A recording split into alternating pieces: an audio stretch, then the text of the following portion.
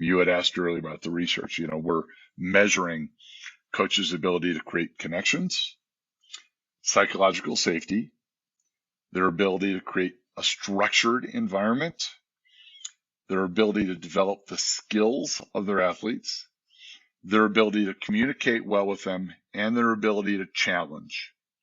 All those 6 items are no longer soft coaching skills. Those are quantifiable things that can be measured and correlated to outcomes.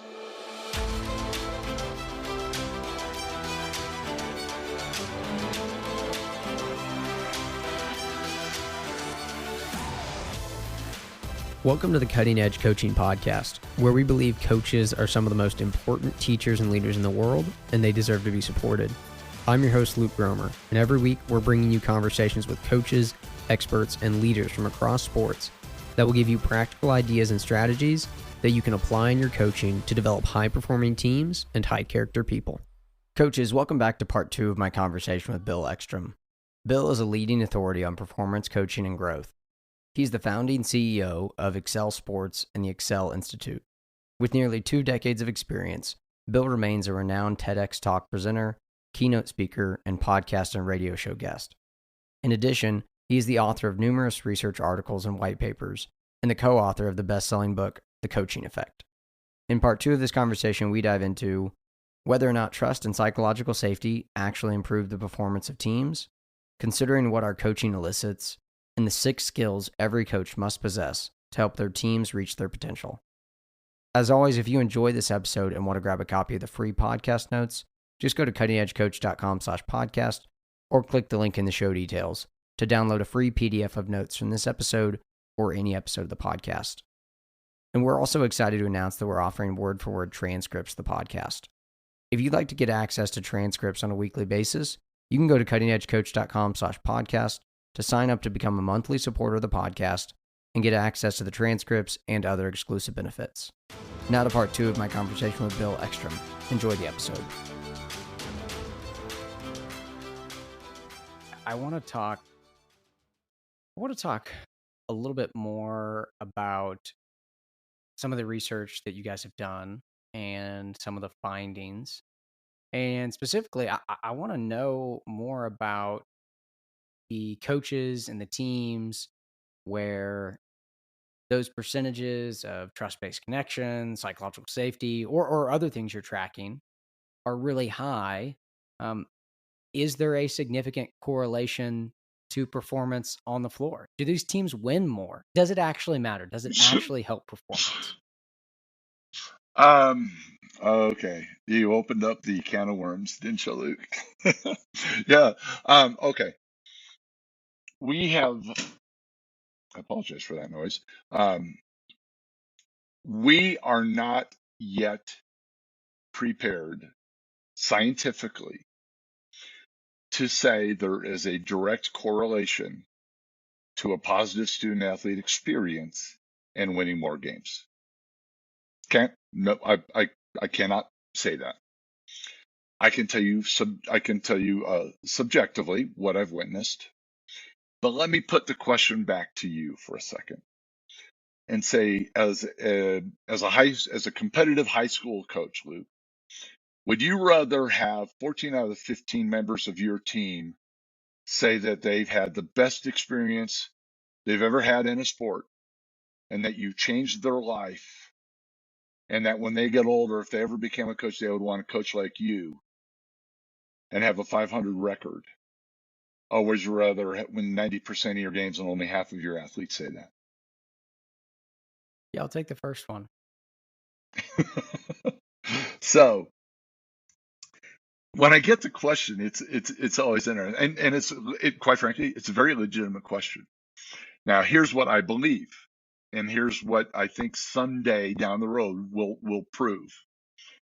be able to prove, is that when you do all the things that create the best experience, the result is winning.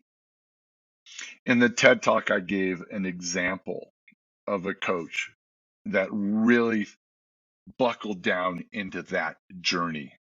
And not only did the experience rise drastically, but the result was the greatest performance the team, the school has ever experienced for that program.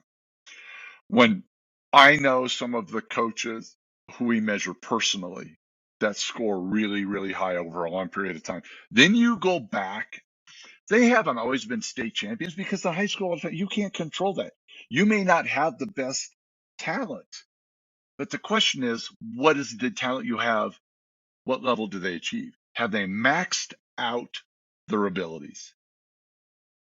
You may have a team that is average talent that got second in the conference. Forget state, but just got conference runner-ups. But man, guess what? They maxed out. That's what we should be concerned with, is do these coaching behaviors give your team the best chance of winning? I absolutely believe that. Just can't scientifically prove it yet. Well, I appreciate your honesty there. And yeah, I think subjectively, I would tend to agree as well. And as I reflect on my own experience as an athlete, uh, the sport I actually had the best experience playing was the sport I was the worst at, comparatively to my other sports. It was soccer, but it was the sport that I had the most transformational coach in, and it was the sport that we won the most. We were really competitive and really good, and some of it was we had some talent, and then I think a big piece of it was the coaching too. And at the time, we didn't really realize it. We actually sometimes, like behind closed doors, would make fun of our coach, like you know, he just, we don't do a whole lot in practice. Like he just lets us scrimmage and play a lot, and Mm. he's, and he tells us these stories and all this stuff. But now reflecting back, I'm like, yeah, he knew what he was doing. He was very intentional what he did and how he did it. And I'm like, yeah, and I do a lot of the same things now, because of the impact it had Well, on me and what I witnessed. yeah, and sometimes I think we need to think about what our coaching elicits, right? So you coach, your players respond, right? And ultimately, what we want as coaches is to provide the best possible experience. Of course, got that. Okay. But what creates that student athlete experience? What creates performance? It is getting discretionary effort from your athletes. And what are the coaching behaviors? And what's interesting is what we found, it's the same in business that it is in sports, that it is in the classroom from a teacher. They basically mirror themselves, which means that really what we're talking about is just human dynamics, human performance, human behavior. What you gave that soccer coach, Luke, you probably gave that coach more of Luke than any coach has ever gotten. Now, why didn't other coaches get that from you? You didn't give it. They didn't get it. That's what we need to be thinking about. And those are the things that we're trying and working to quantify from a coaching standpoint. You had asked earlier about the research. We're measuring coaches' ability to create connections, psychological safety, their ability to create a structured environment, their ability to develop the skills of their athletes, their ability to communicate well with them, and their ability to challenge. All those 6 items are no longer soft coaching skills. Those are quantifiable things that can be measured and correlated to outcomes. And are those the behaviors that elicit that discretionary effort that you were talking about? Wow, great question. Yes, it's that simple, right? Whether it's in again business, athletics, or classroom, if a teacher scores high in those areas, if a coach scores high, a business leader scores high, they're usually have the fastest, highest growth, highest performing teams. Can you list those 6 again? And then Mhm. could we go into each of them a little bit? We can. So W- we look at 3 primary themes. There's relationship, and my first TED Talk, I talked about these items. Not so much relationship, but there's a relationship component, what we call order, which is predictable inputs and outcomes, putting the disciplines, processes, and structures. Then there's an environment called complexity, and I'll talk about each of those three real quickly. So relationship, when you break relationship down, there's two sub themes: connection and psychological safety that we've talked about. Okay, both measurable, quantifiable things. We can measure a coach's connections with their student athletes and the psychological safety they create or don't create within the team. Okay, order. Within order, there are what we measure are structure and communication. Now, structure, do your practices start on time? Are you consistent when you show up to practice? Or do athletes, when you walk in the gym, go, oh crap, I wonder what kind of mood Coach Luke's in today, you know? Do you are you organized? Are you always looking at a clip or trying to figure out what the next practice is and you don't know how to, or what the next drill is? So structure is one of those things. Communication. Do you communicate in a timely fashion, in an effective fashion with your student athletes and perhaps even with the school and with parents? And then when we look at this, and those are under that order theme. When we get to complexity, and this is really this is where a lot of the transformational coaching comes from three primary areas: relationship, or let me back up, communication, I misspoke, trust-based connections, psychological safety, and challenge. Okay. Challenge is one of the sub-themes within complexity. And what that means is you're creating an environment within your team that challenges each student athlete uniquely. Because we know in our research, and this, my first TED Talk, which is titled Why Comfort Will Ruin Your Life, growth only occurs in a state of discomfort. And as a coach, we not only have a job to connect, provide a safe environment, so on and so forth, but we also have a job, just almost as important to any of those things, is to create a challenge environment. What we refer to that as a growth-based environment. To push athletes to places they wouldn't push themselves, to get them to do things they wouldn't do without you. So that is the skill development and the challenge themes that we measure as well. I love it. And, we really talked a lot about the connection and psychological safety already. I want to talk a little bit more about that complexity piece, the skill development and the challenge, and specifically on challenge. I think this is one of the most difficult parts of coaching, absolutely, is finding that desirable difficulty, that right level of challenge to introduce to your athletes in whatever area it is, skill development, team, technical, tactical, but also maybe mental things, like whatever it is, finding that right level of challenge is really, really challenging at times as coaches. Mm-hmm.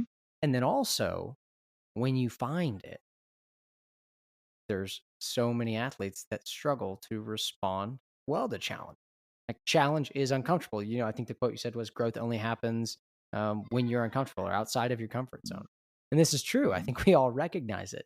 And I guess my question here is, how do we help and support athletes that are risk averse, that are so uncomfortable with challenge, that when they are challenged, they crumble or they can't handle the challenge, even though it's an appropriate level for whatever reason. Maybe it's emotional, like whatever it is, they struggle when that challenge is introduced. I don't think I'm alone as a coach in saying I've got some kids like that. How do I help them? Mm-hmm. Wow, such a great question. So I'm going to start off by saying something that's going to sound very self-serving, and it's not, because when I explain this, hopefully people won't tune me out. What I tell people is, first of all, go watch my first TED Talk on that topic of why and how growth only occurs in a state of discomfort, because I have some athletic analogies in that talk. It's like a 12.5 minute talk. And the reason why, and the reason I bring that up, is education is part of it. The why behind challenge is usually where coaches miss, meaning that why is he doing this? Why is she pushing us this way? I don't understand why we're doing this drill. I don't understand why we have to run so many lines. I don't understand why they're asking me to do things that I don't want to do. So when I am educated as to why growth only occurs when I'm uncomfortable, all of a sudden now I'm thinking, oh, no, wait a minute. This is one of those moments, right? Now I'm taking my subconscious responses to discomfort and I'm putting it in the front of my mind, in the conscious part of my mind, where I can deal with it better. So does that make sense? First of all, it's being educated on the feel and why growth only happens in discomfort, and bringing that to the conscious mind. Yeah, I absolutely, and I'm even So thinking of that's an part of the example step. from practice the other week where um I we were working on an offensive concept and I asked the defense to play without their hands. And I Hmm. didn't tell them why. I just said, "Hey, play defense without your hands." And some of them got frustrated, like, "This is stupid. Why are we doing this?" I was like, "Oh, okay. Here's why." And I explained, it's like, Hmm. it's because this is a new offensive concept. I want them to see bodies out there, but I want it to be way easier for them so they can focus on learning this new offensive concept. And a couple of them are, "Oh, okay. All right. Like, we'll play Yeah. defense So, without so hands." is it right? So all of a sudden, your drill went from stupid to intelligent, Yeah. right? Yeah. And all you did was give the why behind the exercise. Again, again, talking about following really high performing coaches and those that aren't so high performing. Really high performing coaches, they tell the why behind every drill. And then guess what follows that? As they progress, they become transformational. And then they get their athletes to tell the why behind every drill. They'll say things like, hey, Jake, tell them why we do this drill. Coach, we do this drill because we need to increase our, aerobic capabilities as well as discipline. That's why we do these lines. We do this drill because we want to see coach move our feet. And to your point, we want to see bodies out there, but we don't want to see balls batted away. We got to get the concept down. So that's a great example. So the why behind the challenge is instrumental. But also, like I said, the talk explains some of the science behind it too. So education can come in both those forms. And then understanding that a challenge to me may be hardly a challenge or not a challenge at all to you, Luke. My body was maybe made to run lines, but man, you want me to start doing laps around the gym and I'm not going to be in first place anymore. And it's not because I don't care. It's not because I don't know. It's just, man, aerobically, I can't do it, right? So understanding the challenge level of each person and then getting the team to help, getting the team to lift up. When is the last time people on your team stopped what they were doing to bring someone else along with them?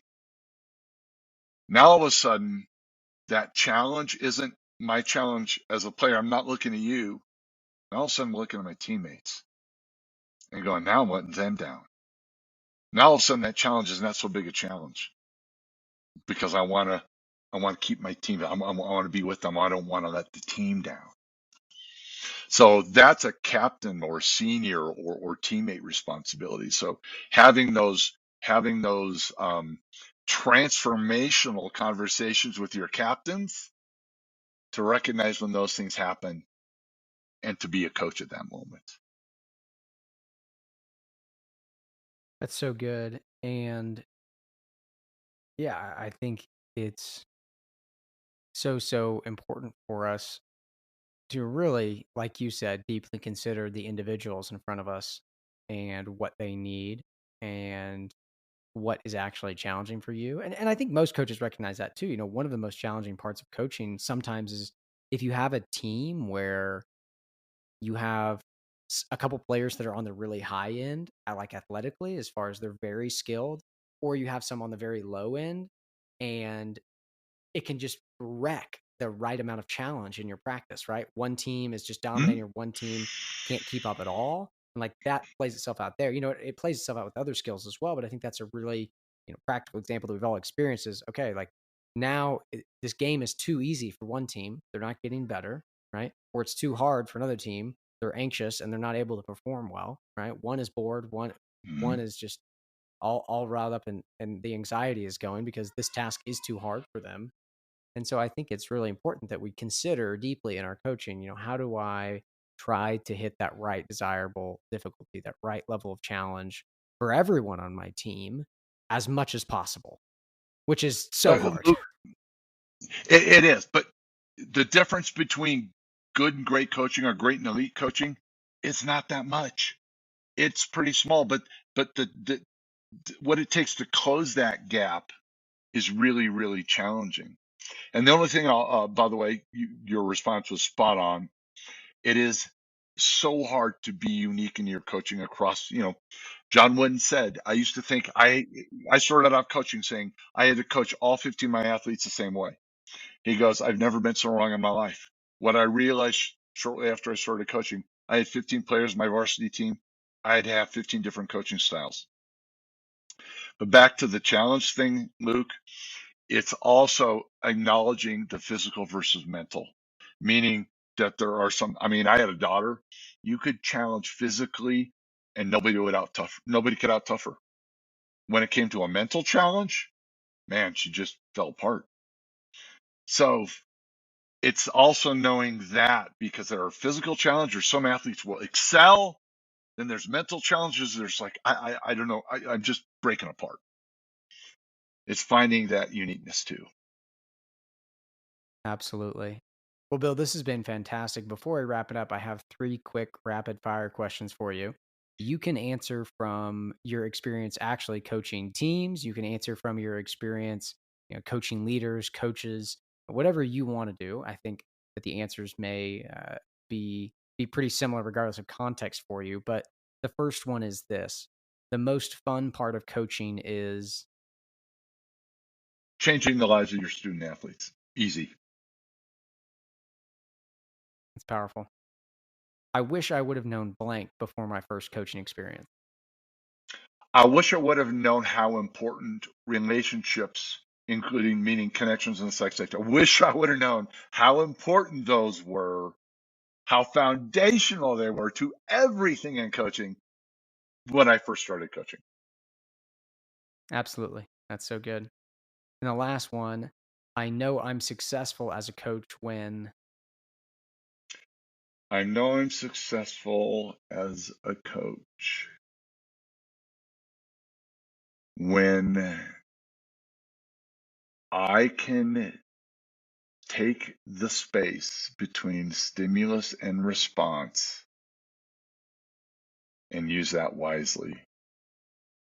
Meaning that when a ref makes a bad call, player makes a mistake, I elect what my next response will be. And when I know how to use that space in calm versus anger, then I know. that's powerful. That's so good. Bill, this has been Thank you. awesome. Before we hop off, uh, tell the listeners where they can connect with you, learn more about the work that you guys are doing at Eccell Sports. You mentioned your TEDx talks, but share anything else you'd like to share with the audience. Sure. Well, thank you for that opportunity. Again, company's Eccell Sports. It's ECSELL sports.com. I have a personal website, Ecktrom.com. I've mentioned the 2 TED Talks. We have a book out called The Coaching Effect, which is more business, although tons of coaches and athletic directors have read the book called The Coaching Effect. And the larger company is the Eccell Institute, which has Eccell Business, Eccell Sports, and Eccell Education. I'm on Twitter as at I think I'm Bill Eckstrom or Eckstrom WL. Can't remember on Twitter. I'm on Instagram.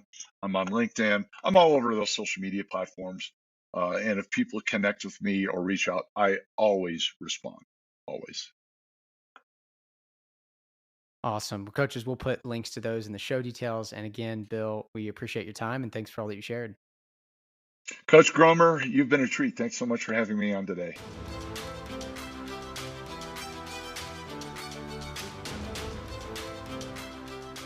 Coaches, thanks for listening to this episode, and a huge thanks to Bill for joining me. You can find links to connect with him in the show details. As always, if you enjoyed this episode and you want to grab a copy of the free podcast notes, go to cuttingedgecoach.com/podcast or click the link in the show details to download a free PDF of notes from this episode or any episode of the podcast. You can also sign up to become a monthly supporter of the podcast and receive word-for-word transcripts and other exclusive benefits. Thanks for listening to the podcast.